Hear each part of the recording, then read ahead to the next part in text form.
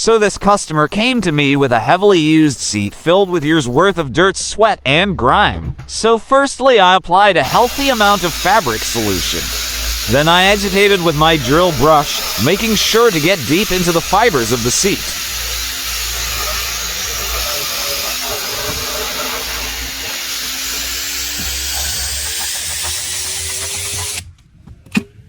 The video speeds up here a little so my whistle sounds like a plane taking off.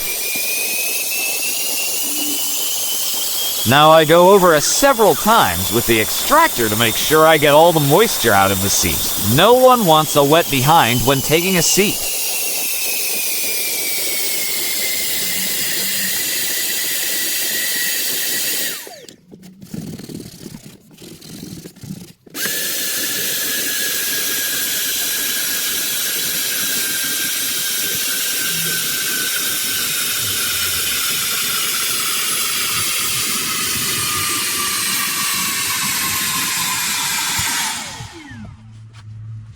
Look at the color difference here at the end.